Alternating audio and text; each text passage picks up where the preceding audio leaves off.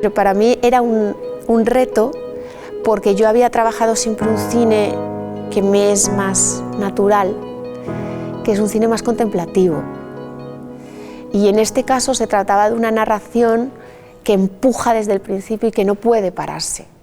Entonces implicaba una puesta en escena y una planificación distinta, donde más imparable narrativamente y dramáticamente, y además inevitablemente en la película hay una dicotomía entre esa casa y esos personajes, esa relación tête à tête, ese tour de force madre-hija, pero luego está el mundo. Y había unas escenas del día de la declaración de la República, muy grandes. Cuando un régimen cae hay que construir uno nuevo. Y fue un reto muy fuerte la puesta en escena de esos momentos, esas secuencias. Y si te digo una referencia, para mí, la referencia fundamental, que no lo puede parecer porque la película no tiene nada que ver, pero la tuvimos con Javi García Redondo, que llevaba la cámara, y yo, con Múnich de Spielberg. Porque era una historia individual y todas sus contradicciones en un momento histórico y un momento del mundo y de los países absolutamente bullente, lleno de heridas y donde lo individual y colectivo se junta.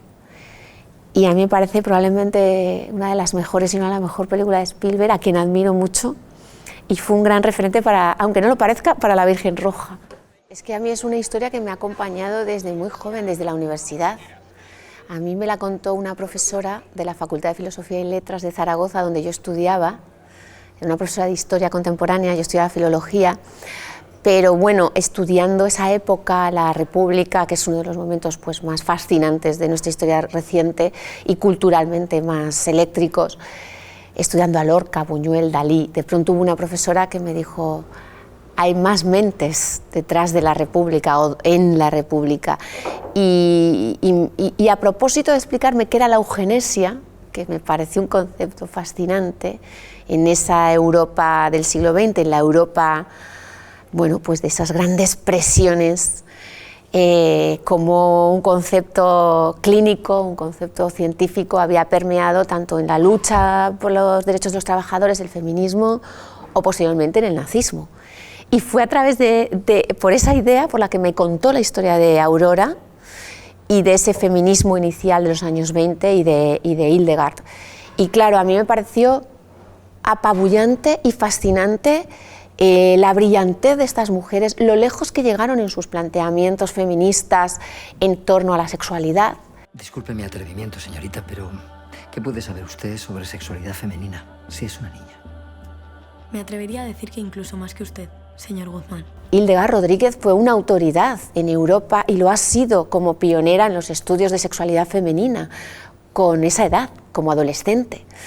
Y al mismo tiempo, como una historia de una herida tan oscura, materno-filial, en realidad está tan imbricada en un contexto político e ideológico, como es la historia de una madre fanática.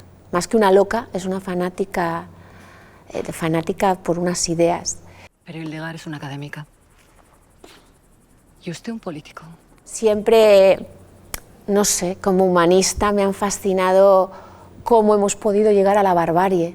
Y dos mujeres que eran ejemplo de civilización que hubiesen llegado a semejante barbarie.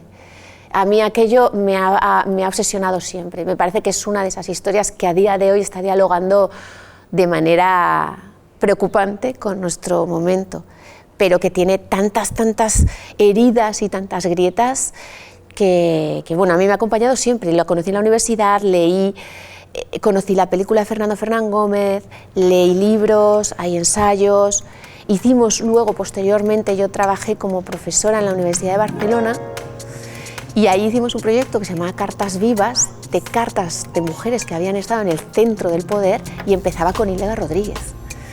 Entonces sí que es cierto que es alguien que a mí me ha acompañado mucho y que he leído mucho, y cuando me llamó María Zamora le dije, bueno, no puedo explicar que realmente me llames para hacer una película de esta mujer que yo hubiera querido hacer.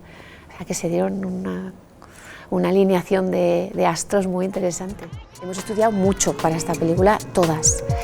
Y Najuan Imri, que creo que tiene el gran personaje. A mí me pareció desde el principio, la propuesta. Era quien tenía que hacer de Aurora porque es una mujer...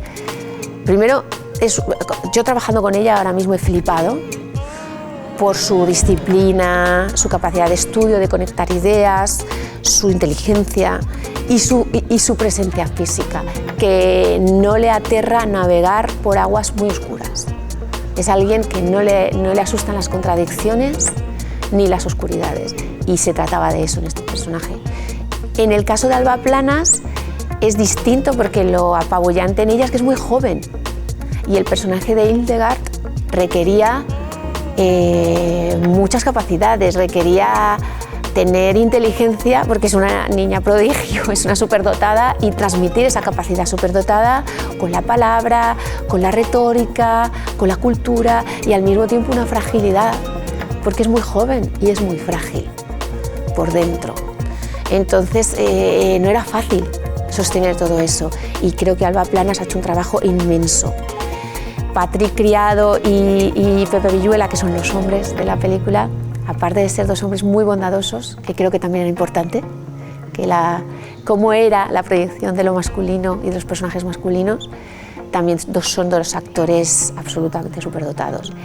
Y Aisha Villagrán me parece que ha hecho algo muy importante en la película, que era darle humanidad, porque la película se mueve en unas emociones muy difíciles y en unas ideas muy elevadas a veces, unos personajes que manejan una sofisticación ideológica, y Aisha es el personaje que te trae a tierra, y que creo que Aisha somos todos.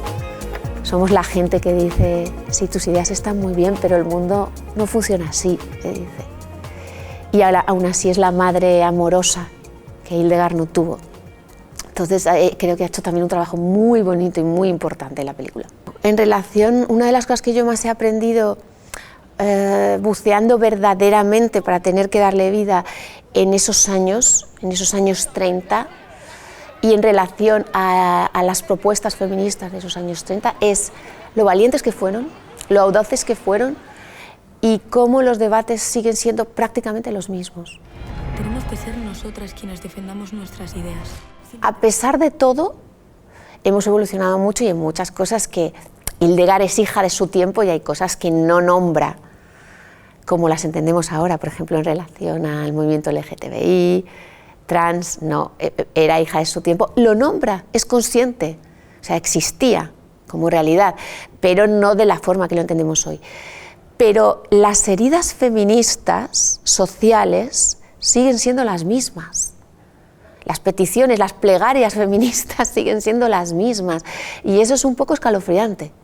Lo lentos que avanzamos, lo lento que avanzan los movimientos sociales, y más bueno en un país como el nuestro, que tuvo un parón de 40 años, de varias generaciones, donde todas estas propuestas de un feminismo que probablemente era una vanguardia en Europa, el feminismo en España, las figuras que hubo, los debates Campoamor-Kent, Hildegard, María Lezárraga, eran pioneras en nuestro país, pero pioneras en Europa probablemente, en el debate europeo, en la reforma.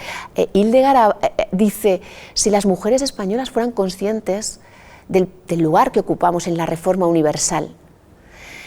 Y ahora ves, si tú recuperas cualquiera de los mítines, de las intervenciones en mítines de Hildegard Rodríguez, que están en Google, e invito a leerlas, te das cuenta que serían absolutamente revulsivas hoy. Y dices, ¿cuánto nos queda? Pues mucho, porque seguimos habiendo avanzado, se avanza, los movimientos sociales, como los seres humanos, van en zigzag porque somos lentos y contradictorios y contradictorias, pero y frágiles, y lo que parece que ya está conseguido a veces no. Entonces yo lo que me he dado cuenta es que queda mucho, efectivamente, como dices, queda mucho, y queda mucho camino en las mismas brechas que ya se abrieron hace 100 años.